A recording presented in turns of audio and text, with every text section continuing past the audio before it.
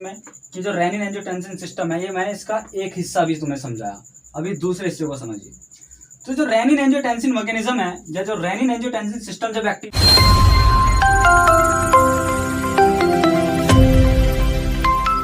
So guys, welcome to my YouTube channel West Medical Classes. So friends, today we will discuss about the pathophysiology of cardiac failure. Guys, इससे पहले हमारी 2 video upload हो चुकी हैं cardiac failure पर। सो यदि आपने अभी तक नहीं देखी है, सो हमने एक प्लेलिस्ट बना रखी है बेसिकली जनरल मेडिसिन के नाम से। वहाँ पर जनरल मेडिसिन के काफ़ी सारे इंपॉर्टेंट टॉपिक्स पर वीडियो ऑलरेडी अपलोड हो चुके हैं और उसी में ये 2 वीडियो भी आपको मिल जाएंगे। ठीक है, सो पहले आप वो दोनों वीडियो देख लीजिए क्योंकि तभी आपको टॉपिक समझ में आएगा, वरना बीच में से आपके लिए जस्ट टाइम वेस्ट है ये। तो प्लीज़ टाइम वेस्ट मत करिए अपना। सबसे पहले आप पहले वो दोनों वीडियो देख लीजिए अगर आपने नहीं देखी है। ओके फ्रेंड्स, गाइस इसके साथ साथ एक बात कहना चाहूँगा, जितने भी नए व्यूवर्स आ रहे हैं हमारे चैनल पर, उन सभी से एक रिक्वेस्ट है कि आप पहले हमारे चैनल को सब्सक्राइब कर दीजिए, बेल आइकन को क्लिक कर दीजिए, क्योंकि तभी आपके पास यूट्यूब से जो नोटिफिकेशन आता है वो हमारी वीडियो का तभी आपके पास आएगा, वरना आपको पता नहीं चलेगा कि हमारी नई वीडियो अपलोड हुई है। ओके फ्रेंड्स, सो गाइस शुरू करते हैं आज का लेक्चर। देखिए, सबसे पहले समझते हैं कि जो कार्डियक फेलियर है वो किस तरीके से होता है, इसका क्या मैकेनिज्म है। मैकेनिज्म हम पहले डिस्कस कर चुके हैं, लेकिन अब हम डिस्कस करेंगे इसकी पैथोफिजियोलॉजी कि किस तरीके से हमारी बॉडी इसको कंपनसेट करती है और उस कंपनसेशन के चक्कर में कंडीशन और ज़्यादा खराब हो जाती है। देखिए किस तरीके से। सबसे पहले आप सिंपल यहाँ पर ये मान के चलिए, ये टॉपिक मैं शुरू करूँगा यहाँ से, डायरेक्ट फोकस करते हैं कार्डियक फेलियर से कि कार्डियक फेलियर मान लीजिए हो गया।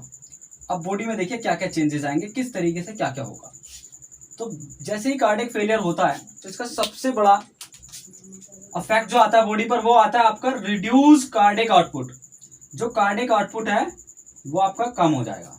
ठीक है, अब जैसे ही कार्डियक आउटपुट कम होता है आपका, तुरंत आपका एक फंक्शन स्टार्ट हो जाता है, बेसिकली न्यूरोह्यूमरल एक्टिवेशन। आपका जो न्यूरोह्यूमरल एक्टिवेशन है वो स्टार्ट हो जाएगा, ये वाला। तो जैसे ही न्यूरोह्यूमरल एक्टिवेशन होता है उसमें हमारा जो सिंपैथेटिक नर्वस सिस्टम है ये एक्टिवेट हो जाता है और ये एक्टिवेट कर देता है आपका रेनिन एंजियोटेंसिन सिस्टम को। ठीक है, अब ये जो हमारा रेनिन एंजियोटेंसिन सिस्टम है इसके बेसिकली एक तरीके से 2 तरीके से काम करता है।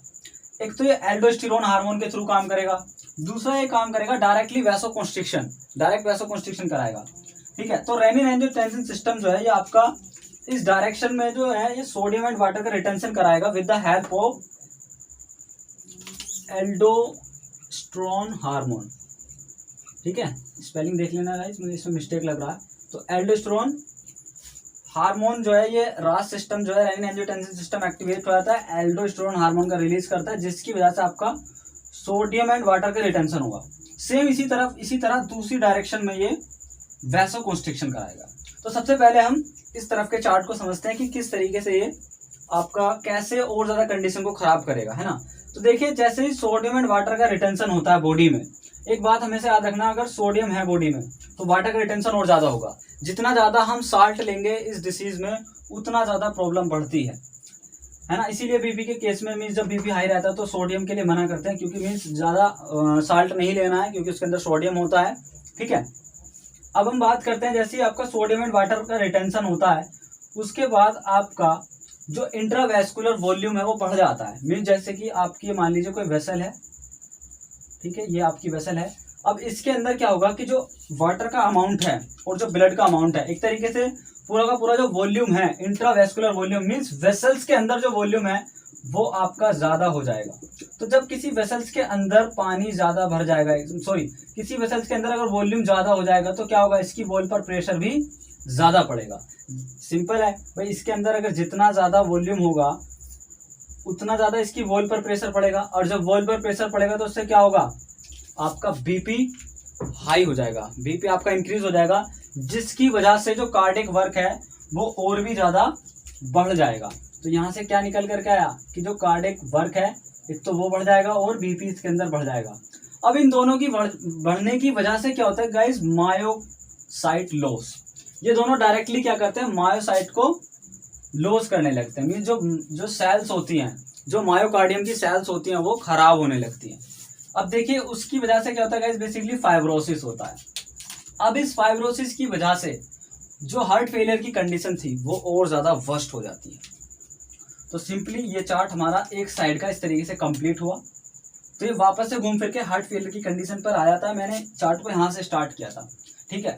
चार्ट आपका कहीं से भी स्टार्ट हो सकता है। बेसिकली कारण समझना होगा। अब मान लीजिए अगर किसी वजह से आपका सोडियम एंड वाटर का रिटेंशन बढ़ जाए बॉडी में, किसी भी वजह से बहुत ज्यादा बढ़ जाए, तो उस कंडीशन में भी घूम फिरकर चार्ट यहाँ पर ही आकर के रुकेगा। बहुत सारे जो शॉक होते हैं, जैसे कि हाइपोवोल्यूमिक शॉक है, कार्डियोजेनिक शॉक है, आपका न्यूरोजेनिक शॉक है, उन सब का घूम फिर के निकल करके मुद्दा कार्डिक आउटपुट पर ही आता है। ठीक है, तो ये एक सिंपल आप इस तरीके से पैथोफिजियोलॉजी समझ सकते हो एक डायरेक्शन में, कि जो रेनिन एंजियोटेंसिन सिस्टम है, ये मैंने इसका एक हिस्सा भी तुम्हें समझाया। अभी दूसरे हिस्से को समझिए। तो जो रेनिन एंजियोटेंसिन मैकेनिज्म है, या जो रेनिन एंजियोटेंसिन सिस्टम जब एक्टिवेट होता है, तो ये क्या करता है कि वैसोकंस्ट्रिक्शन करा देगा। यहां पर तो ब्लड का वॉल्यूम बढ़ा, यहां वैसोकंस्ट्रिक्शन हुआ, लेकिन काम एक ही हो रहा है दोनों में। भाई देखिए, दो तरीके हैं किसी पाइप के अंदर प्रेशर ज्यादा करने के, दो तरीके हैं। देखिए समझिए कैसे। ये देखिए, ये दिख रहा है आपको? हाँ दिख रहा, ठीक है। ये एक पाइप है, सिंपल है ना, इसको समझना बहुत जरूरी है। बिल्कुल बेसिक कंसेप्ट से लेकर के चल रहा हूं मैं आज। देखिए ये एक पाइप है। अब इस पाइप से जो इसके अंदर जो फ्लूइड है, इसके अंदर मान लीजिए पानी है, इस पाइप के अंदर जो पानी है उसका जो प्रेशर इसकी वॉल पर लग रहा है, उसको बढ़ाने के दो तरीके हैं। पहला तरीका तो यह है कि भाई हम पाइप का जो साइज है ना उसको कम कर दें, मीन्स उसको भींच दें। जब हम उसको भींचेंगे तो जो प्रेशर है वो बहुत ज्यादा लगेगा। आप भी देखते होंगे समरसेबिल का पाइप हम आगे से भींच देते हैं, तो जैसे ही आगे से भींचते हैं तो प्रेशर बहुत तेज होता है, पानी बहुत दूर तक जाता है। तो वही कंसेप्ट यहाँ पर है कि या तो वैसोकंस्ट्रिक्शन कर दें, मीन्स इस पाइप को भींच रहे हैं जैसे कि। दूसरा तरीका क्या था, जैसे कि इसमें हमने समझा कि इस पाइप के अंदर पीछे से ही पानी का अमाउंट बढ़ा दें। तो जब पीछे से ही पानी का अमाउंट बढ़ जाएगा, जब इसके अंदर पानी का अमाउंट ऑलरेडी ज्यादा हो जाएगा, तो इसमें प्रेशर भी आपका बहुत ज्यादा बढ़ जाएगा। तो it is just a simple concept. तो यहाँ पर आपने क्या देखा, वैसोकंस्ट्रिक्शन मीन्स एक तरीके से पाइप जो है वो सिकुड़ गया। तो जब ये पाइप सिकुड़ा तो इससे क्या हुआ, बेसिकली हार्ट के ऊपर एक लोड बढ़ गया। मीन्स एक तरीके से जो प्रेशर है वो, मीन्स जो ब्लड है वो बहुत ही तेजी से हार्ट के पास जाने लगा। तो उसमें क्या हो रहा है गाइस, बेसिकली इस कंडीशन को कहते हैं इंक्रीज्ड आफ्टर लोड। तो ये आफ्टर लोड बढ़ जाता है। अब इसकी बढ़ने की वजह से क्या होता है, देखो बीपी तो डायरेक्ट इससे भी रिलेट कर रहा है ना, बीपी डायरेक्ट इससे भी रिलेट कर रहा है, लेकिन इन्होंने चार्ट को हल्का सा यहाँ पर घुमा करके दिया है। तो आप सिंपल ऐसे समझिए, आप चाहो तो इस कंडीशन को नहीं भी लिखो, है ना, डायरेक्टली आप यहाँ पर आ जाइए, लेकिन इसको आप लिख भी सकते हो, क्योंकि आफ्टर लोड का भी एक अपना इंपॉर्टेंस है कि भाई हार्ट के ऊपर एक बाद में जो एक लोड बन जाता है, that is called after load. तो यहाँ पर आप सिंपल समझिए कि एक तरीके से यहाँ पर बीपी बढ़ जाता है फिर से, और कार्डियक वर्क बढ़ जाता है। तो दोनों ही कंडीशन में अल्टीमेटली बीपी और कार्डियक वर्क सेम ही फंडा हो रहा है दोनों ही कंडीशन में।